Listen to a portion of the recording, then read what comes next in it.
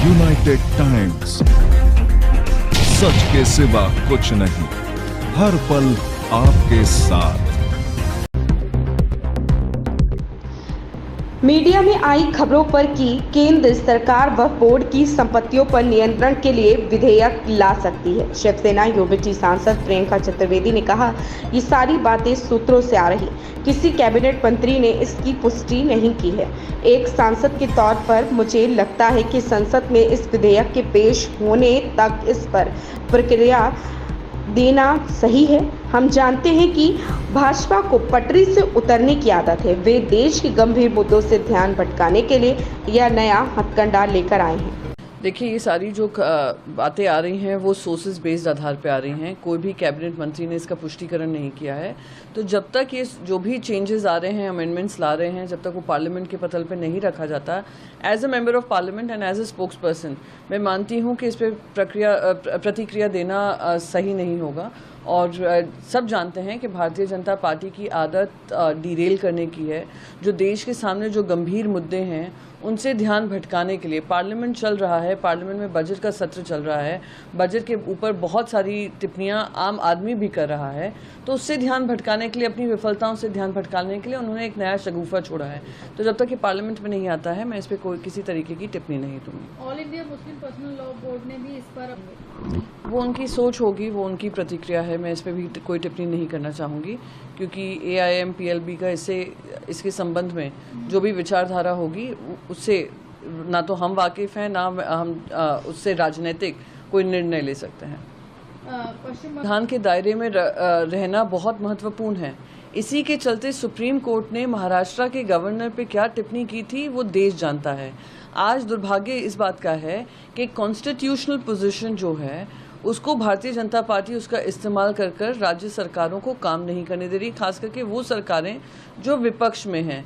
महाराष्ट्र का तो supreme court ने बाकायदा कहा हुआ है, वेस्ट बंगाल में भी हमने देखा है, केरला में भी हम देख रहे हैं, तमिलनाडु में भी देख रहे हैं किस तरीके से उनकी सरकारों को मजबूर किया जाता है, उनके कानून नहीं पास करते हैं, उनके डिसीजंस पे बैठे रहते हैं और फिर इस तरीके के आरोप प्रत्यारोप लगाते हैं। जी, असम के सीएम उनके मुख्यमंत्री को कोई केंद्र में सीरियसली नहीं ले रहा है और ना ही असम के हिंदू उनके साथ खड़े हुए हैं। जिस तरीके से वो इररिस्पॉन्सिबली कमेंट्स करते हैं, इररिस्पॉन्सिबल भड़काऊ स्टेटमेंट्स देते हैं इस उम्मीद में कि किसी तरीके से वो एजेंडा सेट कर पाएंगे, वो उसमें विफल हो पाए जा रहे हैं। इसलिए ना केंद्र सरकार में उनकी सुनवाई, ना राज्य सरकार के लोगों पे जनता का भरोसा। तो कोई भी टिप्पणी दें, उस पर हमारी टिप्पणी करना मैं मानती हूँ कि आवश्यक नहीं है। जी, प्रशांत किशोर पढ़े लिखे हों या 10वीं फेल हों, जब तक जनता की सेवा ना करना जानेंगे तब तक जनता की सेवा नहीं हो सकती है, ना बिहार का उद्धार हो सकता है। बहुत सारे IAS अफसर आए जिन्होंने बहुत पढ़ाई की, पर क्या किया? भ्रष्टाचार की वजह से जेल में है। और 10वीं फेल की आप बात करते हैं, बहुत पढ़े लिखे लोग भी देश के खिलाफ काम करते हैं। तो वो एक नई पार्टी लेकर आए हैं, एक नया एजेंडा लेकर आए हैं। वो खास उस समय पे अपनी पार्टी लॉन्च कर रहे हैं जब JDU और RJD का घमासान होने वाला है, बिहार में चुनाव होने वाले हैं। तो वो उनकी प्रतिक्रिया होगी। पर ये मानकर चलना कि सिर्फ पढ़ा लिखा ही आदमी देश को आगे बढ़ा सकता है और जो कम पढ़ा है उसको समझ नहीं है, ये बहुत ही गलत बात होगी और दुर्भाग्यपूर्ण होगा। इतिहास गवाह है देश का कि जो लोग कम पढ़े लिखे हैं, अगर उनकी देश सेवा और देश को आगे बढ़ाना उनका मन है, अपने राज्य को आगे बढ़ाना उनका मन है, तो आगे बढ़ाकर ही रहेंगे। तो ये इस तरीके के दुर्भाग्यपूर्ण स्टेटमेंट शुरुआत में ही मैं मानती हूँ कि गलत है। जी, मायावती ने आरक्षण प्रणाली में बदलाव किए। जो निर्णय लिया गया है सुप्रीम कोर्ट के द्वारा लिया गया है और जो जजमेंट है उसका मायावती जी विरोध कर रही हैं और वो कह रही हैं कि उसको चेंज करना चाहिए। तो मैं इस पर टिप्पणी नहीं देना चाहूँगी क्योंकि वो जुडिशियल पर्व्यू में है। और क्या फाइनली आउटकम होगा कि रिव्यू पिटिशन डालने की बात चिराग पासवान जी भी कर रहे हैं। तो देखते हैं आने वाले समय में क्या होता है। देखिए, असम में बाढ़ आई हुई है, 100 से ज़्यादा लोग मर चुके हैं और इनको पश्चिम बंगाल पे टिप्पणी करनी है। यानी आप समझ सकते हैं कि भारतीय जनता पार्टी का मानसिक दिवालियापन कितने हद तक गिर चुका है या कितना कम हो चुका है कि वो अपने राज्य की ना बात कर अपने राज्य में ध्रुवीकरण फैलाएंगे और दूसरे राज्य पे टीका टिप्पणी करेंगे। तो उनसे कहिए कि असम उनकी जिम्मेदारी है। असम, भारतीय जनता पार्टी ने उनको असम का नेतृत्व दिया है, उस पर अगर टिप्पणी करेंगे तो शायद असम की जनता का भी भला होगा। जो फ्लड सिचुएशन वहाँ पर है, क्या लोग उससे अवगत नहीं हैं? क्या लोग उससे, असम के लोग उससे परेशान नहीं हैं जो वो दूसरों पे टीका टिप्पणी कर रहे हैं? जी, चांदीवाला आयुक्त। देखिए, देवेंद्र फडणवीस वो बुझे हुए कारतूस हैं जो जान चुके हैं कि अब उनका महाराष्ट्र में की राजनीति में कोई अस्तित्व नहीं रह गया है।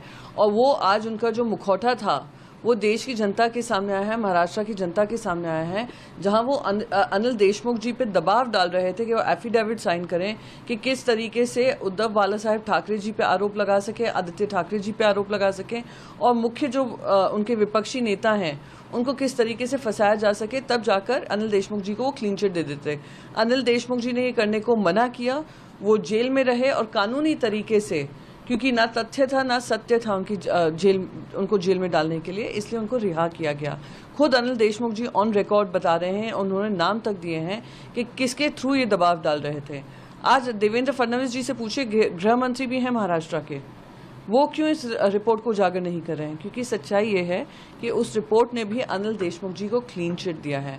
अनिल देशमुख जी का कोई इसमें लेना देना नहीं था। जिस तरीके से एक षड्यंत्र महाविकास अघाड़ी के खिलाफ बनाया गया, और उसके जो मैं कहती हूँ जो डायरेक्टर थे और प्रोड्यूसर थे वो खुद देवेंद्र फडणवीस जी थे। वो जानते हैं कि वो एक्सपोज हो चुके हैं बुरी तरीके से, तो अब जो भी एक्सप्लेनेशन दें, जनता उनके साथ जुड़ी नहीं है। जयराम रमेश। इस तरीके से जब बच्चे अपना एग्ज़ाम देने जाते हैं, उनकी एंट्रेंस एग्ज़ाम की फ़ीस होती है। एंट्रेंस एग्ज़ाम कर फिर कैंसिल हो जाते हैं, फिर रीशेड्यूल हो जाते हैं। तो वो जो कॉर्पस बन रहा है, वो कॉर्पस एनटीए को और मजबूत करने के लिए नहीं बन रहा है। वो दुर्भाग्य इस बात का है, जो जयराम रमेश जी पार्लियामेंट्री क्वेश्चन के आधार पर जो जवाब मिला है उससे स्पष्ट हो रहा है कि और पुख्ता और मजबूत करने के लिए एनटीए का काम नहीं हो रहा है। और बार बार जब हम अकाउंटेबिलिटी केंद्र सरकार से मांगते हैं एनटीए की, क्योंकि एनटीए एक act of parliament of India नहीं था, एक कैबिनेट डिसीजन के माध्यम से ये बनाया गया था, तो उसकी अकाउंटेबिलिटी तय होना ज़रूरी है। और ये जो पार्लियामेंट्री क्वेश्चन से जवाब सामने आया है उससे स्पष्ट हो गया है कि जो पैसा वसूली हो रही है स्टूडेंट से, उनको स्टूडेंट्स को एक फ्री एंड फेयर एग्जामिनेशन का चांस नहीं दिया जा रहा है। बने रहिए हमारे साथ, हमारे चैनल को लाइक करें, सब्सक्राइब करें, बेल आइकन दबाकर कमेंट बॉक्स में कमेंट करना ना भूलें। धन्यवाद।